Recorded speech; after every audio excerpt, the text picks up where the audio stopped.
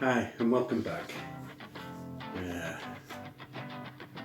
Haven't really done anything in regards to updating since the wee house that was built this month here. I put the videos up on. Come out really well. You'll see it more as you see videos as we play along. I'm going to do a couple more houses similar to it. Maybe take these old models that I have, railway models. And we'll do the same with them, put it on the ground, some walls. Get rid of all my homemade stuff. We'll gradually end up with better looking terrain as I go along.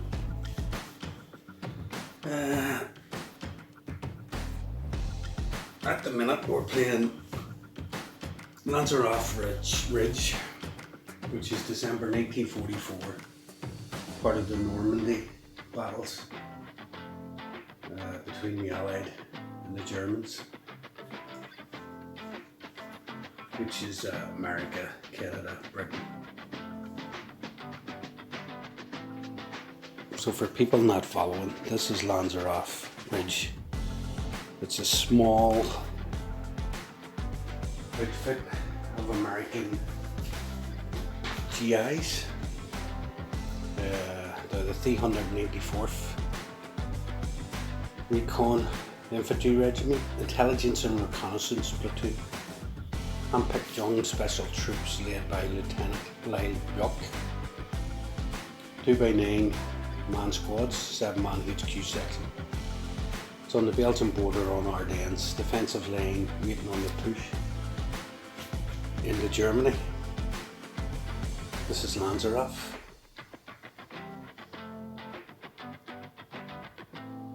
The Germans had 2 Panzer divisions, 5th and 6th, trying to get up the flank in behind the Normandy invasion. And these guys have to hold at all costs. I wrote this scenario up so I'll get it uploaded for the rapid fire reloaded war game enthusiasts. It's not too detailed, but it's enough for a casual player to know what the point of the scenario is. It's sort of like a Kobayashi Maru Star Trek thing, where there's a no-win situation. I mean, them guys are definitely not going to hold back what's to come, you know? So, we're on to the German turn. And I moved the Germans into position.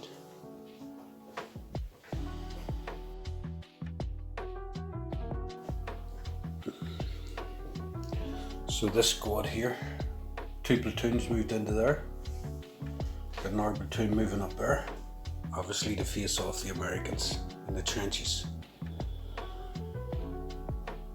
The radio man up in this bar for the Nebel Woofers to call in rockets. Same here, radio guy in the house. Where's the roof? Took a roof off so I'll remember where he is. And there's his mortar team, 81mm mortar at the back. Nice miniatures. Let's find out if they're grubby or valiant or redone.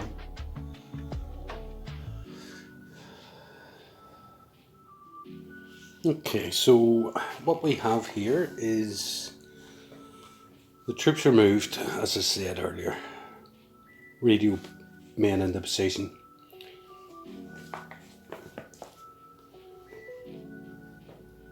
So we're on, Vickers vehicles are moved, close assaults are resolved, there is none, and firing is declared and carried out.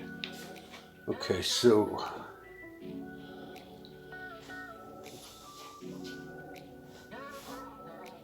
from the big guns down, the Nebel Woofers can't fire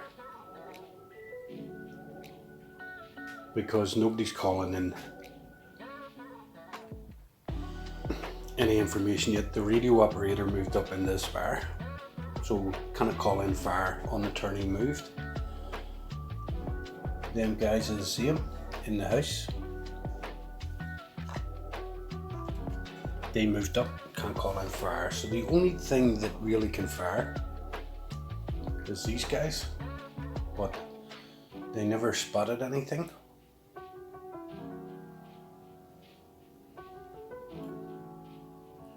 The tank, Panzer IV, can fire at the 57mm because it was fired at last the American turn. So Panzer IV.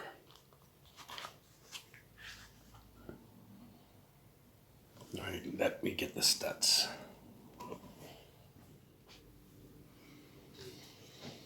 Okay, so we have a gun class of 2. That doesn't really matter. Suppose if we're firing at a soft target which has no armor class, it's going to be HE. I had to double check on the forums in regards to what you fire at artillery, and it looks like you basically fire HE, direct HE, instead of an armoured piercing round. However, some large high-powered guns up to 60 inches, to achieve a hit, the player selects the band the target is in. Below are the minimum D6 scores needed for a hit in each band. So,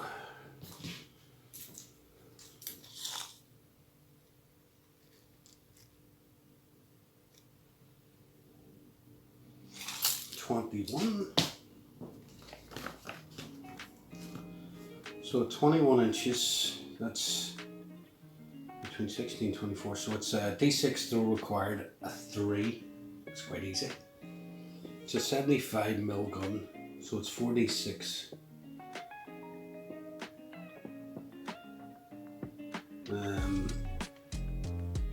If either the target moved in their previous turn or the fire is moving this turn, deduct 1 from the dice. So no, nobody has actually moved. The tank and the artillery piece are stationary. So I need a 3 or more, and then we'll do the modifiers. So I've got a 4. For each hit, throw the following number of d6 depending on the size of the weapon. Actually, it don't. So your first hit is to see if your round lands, then deciding the effect on a hit. This is firing high explosives. It's different than the armor piercing. For each hit, throw the following number of d6 depending on the size of the weapon. So 4d6 for a 75mm gun. If a target is in hard cover, deduct 1d6. I am taking 1d6 off because it's on a slope, a ravine, trees poking up everywhere, bushes, hedgerow. There are a lot of dugouts, trenches, so definitely going to give it hard cover. I mean, it would be a difficult shot if you think about it. So if a target is in hard cover, deduct 1d6 from the number of dice rolled.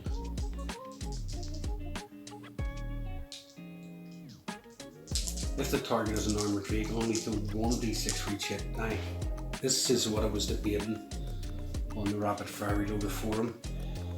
I mean, the gun is technically a vehicle, but hasn't got an armour class, so it has to be treated basically like infantry.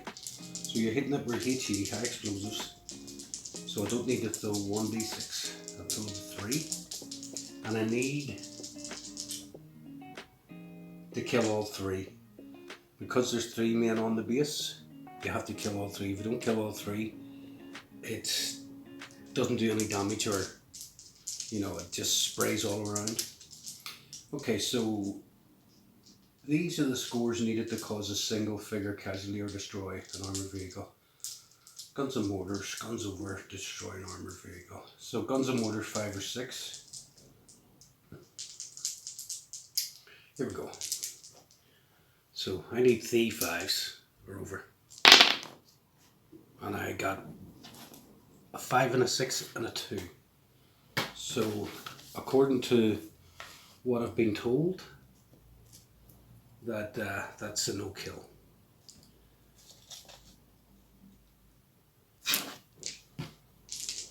Because you need to get 3 kills to take that target out. It's hard to take artillery out, I suppose, in this game, but sort of adds to the flavour. I think that is the only thing the Germans can do. Right, so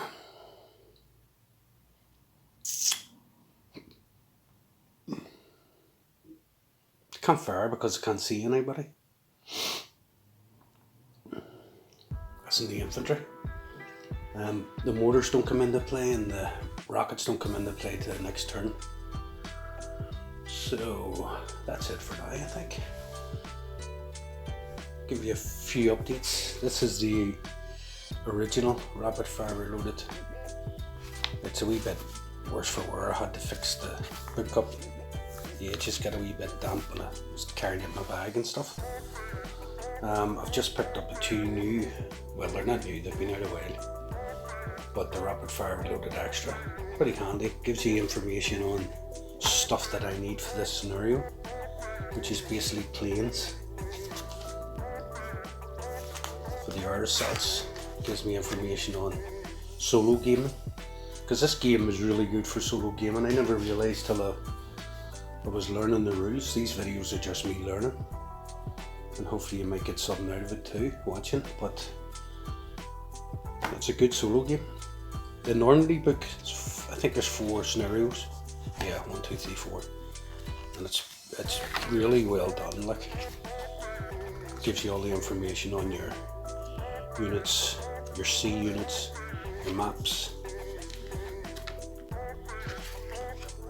all your charts for the gun statistics for weird and wonderful different types of, you know, landing craft and stuff. So yeah, I'll let that do me for now. Hopefully the next round picks it up a bit. I think the next round around 10. Yeah, this is 9, I believe, so let's see if there's anything that happens in round 10. So that's first wave.